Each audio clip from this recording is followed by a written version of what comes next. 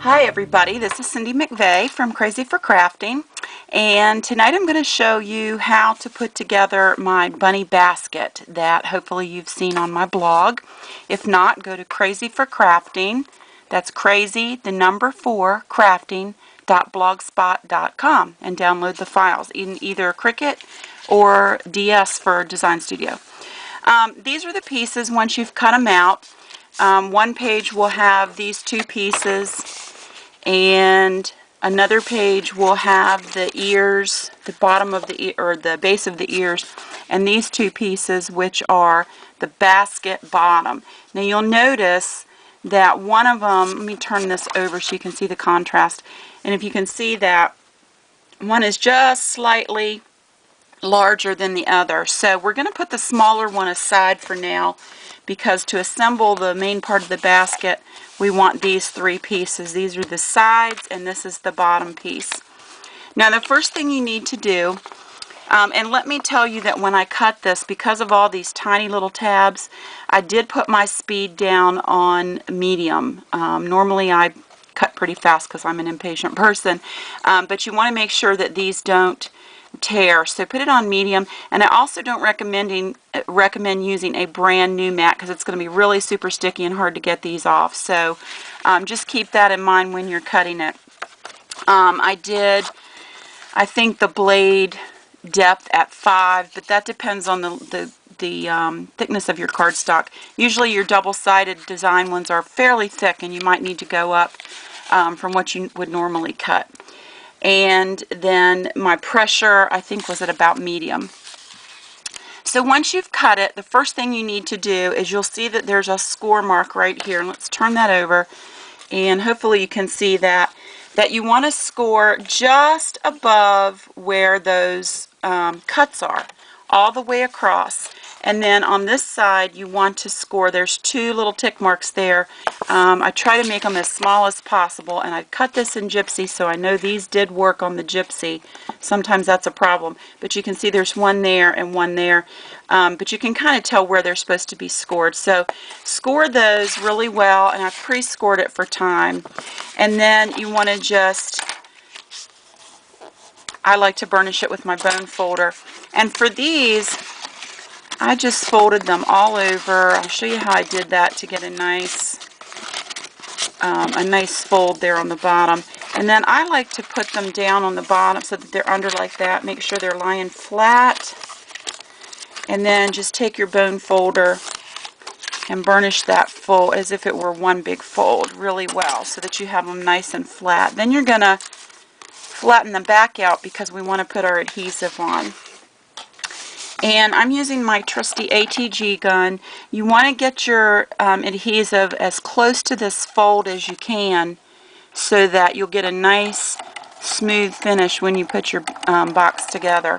And for strength, I got a little straight away there. For strength, I went back and put a double line so that I'm really making sure it's adhered. Now, when I did that, you have to be really careful, and I'm kind of rushing here for the video. I ripped one, and that's okay. If that happens to one, it's not going to make a huge difference. You just want to be really careful that you don't rip a whole section of them. So be very careful, especially when you get to the end and you're pulling your gun away. You might want to put your finger there to hold it. And I've stuck it to my paper there. So there you have it, and then just kind of fold it back down.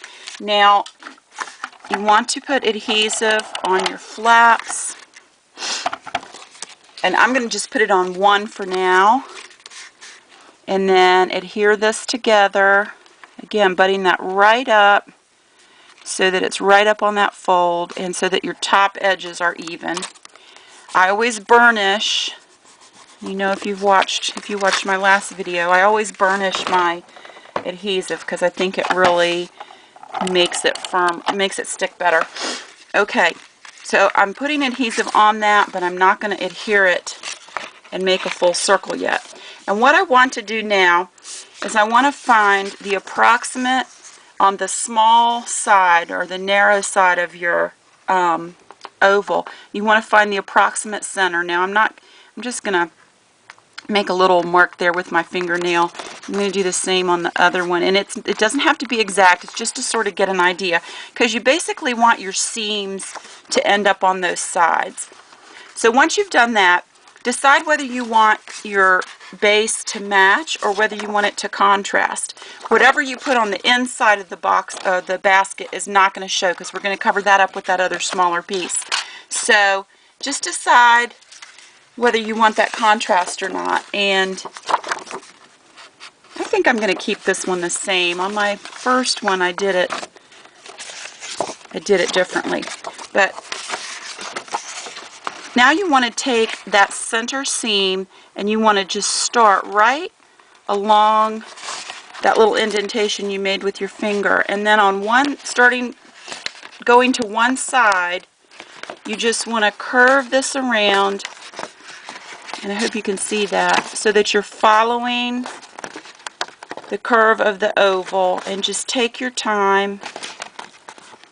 And because we've done all those little tabs, which seemed like a real pain, but it does help this to curve and follow the curve of that oval so that you get a really nice finish on your base.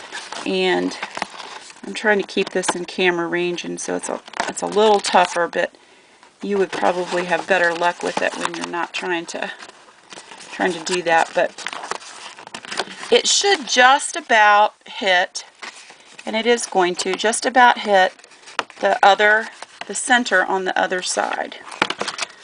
Let me just reposition this, and I think I'll have better luck there. Okay, so now that I've got that pretty well situated, I'm going to look at the inside and make sure that they're laying pretty flat, and there's a couple places where it's not, and I'm just going to go back with my bone folder and fix those. So just kind of flatten them out with your bone folder, because you don't want any really big gaping area, any really big bulky areas. So now you're going to go back along the other side and do the same thing.